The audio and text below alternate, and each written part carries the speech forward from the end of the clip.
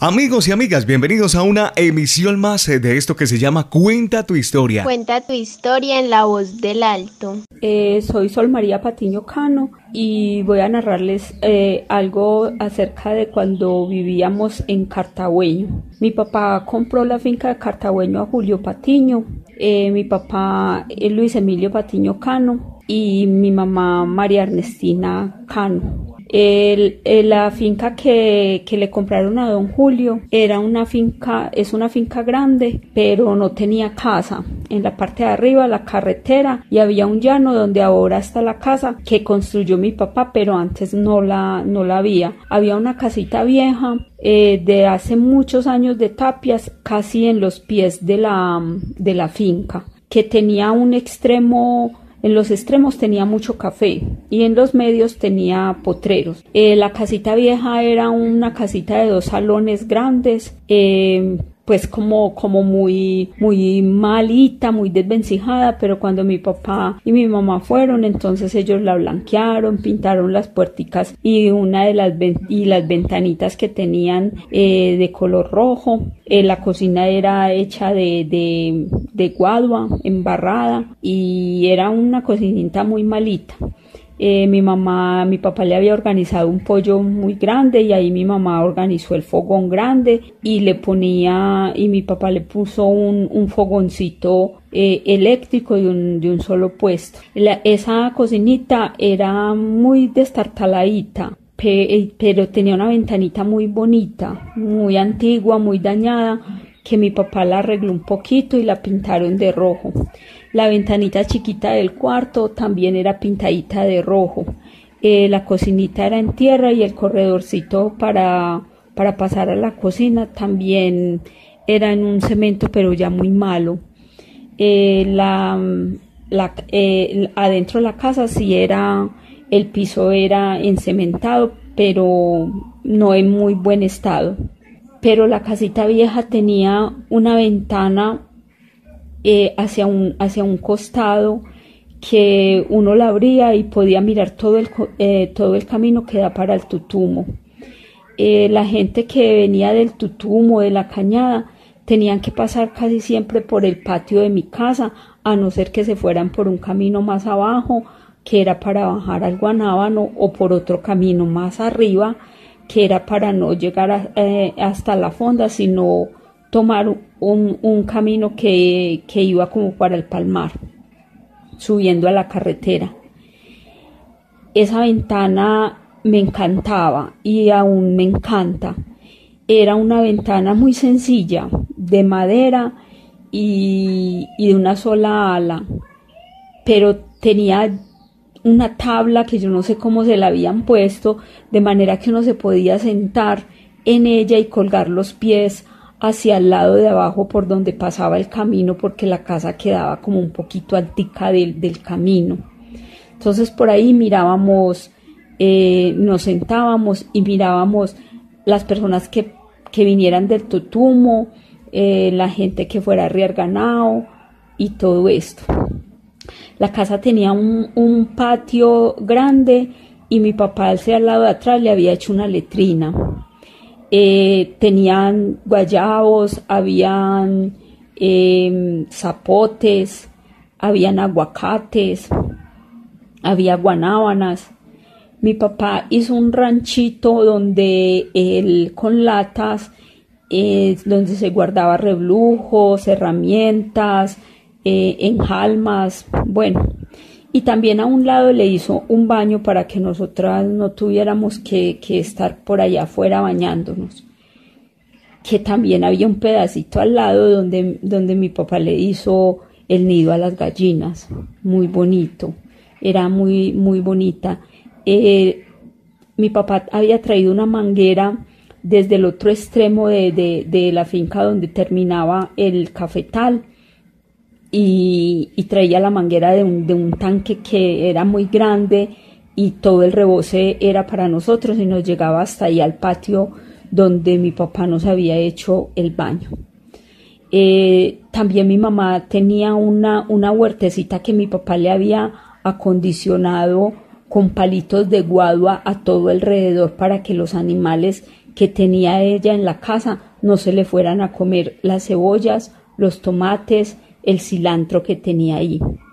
Junto de esa huertecita, mi papá puso una banca grande hecha con un orillo de unos palos, la cual nos sentábamos en las tardes, por las noches más que todo, a mirar las estrellas, un cielo espectacular. Y de ahí podíamos sentarnos, y si bajaba alguien por una parte de la carretera donde se llamaba el volcán, ahí podían gritar, llamarnos, y nosotros sabíamos que era alguien de la casa de Medellín que venían fuera el martes o los viernes en la escalera. Era una época muy, muy bonita. Era lleno todo eso de cafetal, para el lado de arriba, para el lado de abajo, en el medio había el potrero. Y entonces para uno salir había un caminito que llegaba al tanque que ya mencioné, y había un portillo. Entonces ahí había también para lavar el café. Mi papá tenía ahí esa parte donde lavaba el café, y había hecho un tanque grande, le había hecho un ranchito, incluso con un zarcito donde nos acostábamos por la noche, porque le llevábamos café a mi papá cuando él se iba a lavar el café en época de cosecha, y a darle vuelta de que nadie se lo fuera a robar por allá. Y nosotros nos quedábamos escuchando historias con él, y mi papá se quedaba así, y porque él durante muchos años fue celador en la fábrica, en la empresa donde él trabajaba, donde se jubiló como celador. Entonces él tenía esa costumbre que la iba a llevar muchos años atrás, muchos años todavía, él iba a seguir teniendo esa costumbre de andar siempre de noche con su escopeta y con sus 2 perros. En la casa viejita teníamos los perros, teníamos un gato, mi mamá tenía un pisco, tenía patos, tenía muchas gallinas, tenía gallos, había muchos animales, palomas. Mucha gente de acá del Alto bajaban en cosecha a coger café allá, y mi mamá siempre, si estaban cogiendo por ahí cerquita, hacía bastante sancocho o sopa de lo que fuera a hacer ese día el almuerzo, y los invitaba a que tomaran el caldito, la sopita caliente. Y en mi casa siempre hemos sido muy parveros, como por tradición. O sea, mi papito Santiago, él en la casa de mi papá, no como que era muy buen mercador, pero no compraba como mucha parvita. En cambio, mi papito Tobías Cano, que era el papá de mi mamá, era un hombre muy bueno, decía ella, porque mi mamita Betsabe murió muy, muy joven, dejándola a ella muy chiquita, y a mi tía Isabel también pequeña. Entonces mi papito Tobías se encargó de ellas, nunca se casó, nunca tuvo otra mujer por ahí diferente a mi mamita Betsabe, y se dedicó por completo a sus hijas. Entonces mi mamá contaba que los domingos era una fiesta, porque él llegaba con un talego que en ese tiempo era un talego de tela blanco, muy limpiecito, y que lo traía lleno de parva, para que ellas no tuvieran que aguantar mucha hambre mientras él llegaba de trabajar, a pesar que él madrugaba mucho y les dejaba la comida hecha para que no se fueran a quemar en los fogones de leña, porque mi tía Rita ya se había casado, mi tía Zoila también. Entonces mi mamá tenía esa costumbre de que le encargaba a mi papá mucha parva, y más en esa época de café.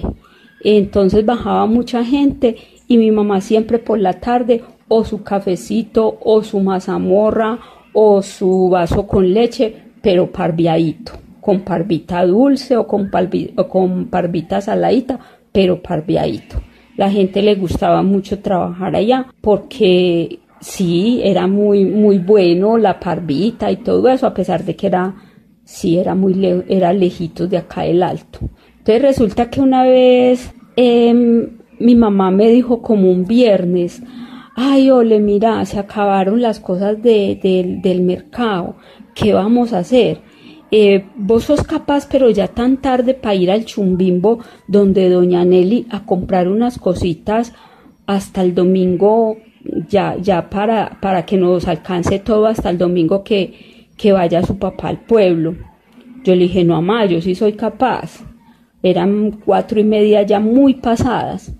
Y el Chumbimbo tenía yo que subir los potreros de Cartabueno, llegar a la carretera, llegar al Portillo del Palmar y pegar para la parte de abajo, porque eso pertenecía al Palmar de don Humberto Cadavid. Los que vivían allá era una señora Nelly y el esposo, no recuerdo el nombre, pero le decían el Ojón. Ella era una señora muy avispada. Entonces ella tenía la costumbre de que le decía al Ojón que las listas de mercado eran las mismas o más grandes cada día, cada vez que salía él a mercar. Y era porque ella entonces le vendía arroz, frijolitos, galletas, lo que necesitara uno. Ella tenía siempre ventaja y entonces ella le vendía a la gente. Allá estaba, y como ella era tan formal, entonces su cafecito con leche, sus galletitas, y converse, hasta que yo ya fui viendo que ya se estaba empezando a oscurecer. Yo le dije: doña Nelly, me voy porque me va a coger la noche. Volví, cogí el camino del Chumbimbo, volví y subí hasta la carretera, y ya volví, bajé los potreros que tenía que bajar hasta llegar casi al caminito del pie, para poder llegar a la casita vieja. Entonces ya llegué ahí a la parte de donde estaba el tanque que había el Portillo, y por toda la línea, el lindero de ese Portillo, habían 3 árboles de mango que mi papá decía que eran eternos de viejos. En ese momento ya estaba casi que oscurito. Y como les decía, entonces para llegar por ese caminito, para llegar a la casita vieja, no era muy lejos, pero se oscurecía muy ligero porque era cafetal para el lado de arriba y cafetal para el lado de abajo. Yo estaba ya cerrando el Portillo cuando de repente escuché como si vaciaran unos costalados de muchas cucharas, y en mi mente algo me decía que era de los 3 árboles de mangos, era en el del medio que estaba pasando eso. Yo me asusté mucho y grité, y entonces en esas venía mi papá a darle vuelta al café, y entonces yo salí gritando, y entonces mi papá me dijo: Ole, ¿qué te pasó? Y yo le dije: ay, pa, ¿cómo te parece que por allá están como vaciando un montón de cucharas por allá por los árboles? Mi papá me dijo: Ole, devuélvete, que eso es plata que te están mostrando. Y yo le dije: no, oigan, yo no me devuelvo ni por nada del mundo. Pues con esto quiero decir que hay veces que Dios le pone a uno solamente oportunidad una vez en la vida, y ya, no más. Porque después, al cabo de los años, en unas épocas muy difíciles económicas que yo tenía, y estando ya separada de Jorge, cogíamos café y ya el beneficiario era en la casita vieja, porque mi papá ya había hecho la casa arriba. Y yo me quedaba a 7, 8 de la noche ahí por la casita vieja para coger el camino y el potrero, y a veces con la esperanza de volver a escuchar ese sonido, y nunca más en la vida lo volví a escuchar. Muchas gracias a la emisora Alto del Corral. También quiero pedirle que por favor me complazcan con la canción ¿Qué dirá el Santo Padre, el Santo Papa? ¿Qué dirá el Santo Padre? Del grupo chileno Quilapayún. Muchas gracias.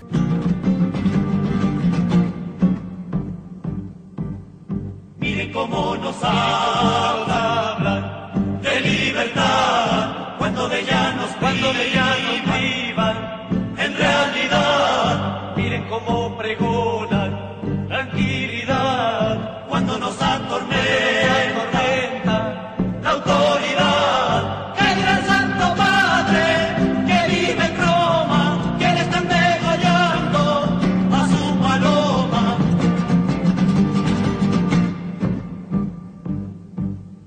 Miren cómo nos hablan del paraíso cuando nos llueven penas como granizo. Miren el entusiasmo por la sentencia, sabiendo que mataban a la inocencia. Que dirá el Santo Padre que vive en Roma, que le están degollando a su paloma.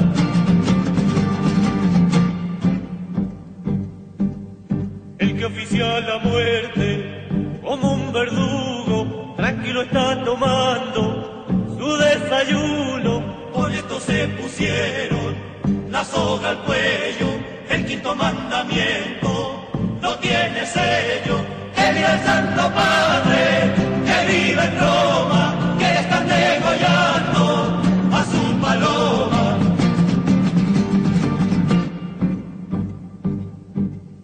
Mientras más injusticias, señor fiscal, más fuerza tiene mi alma.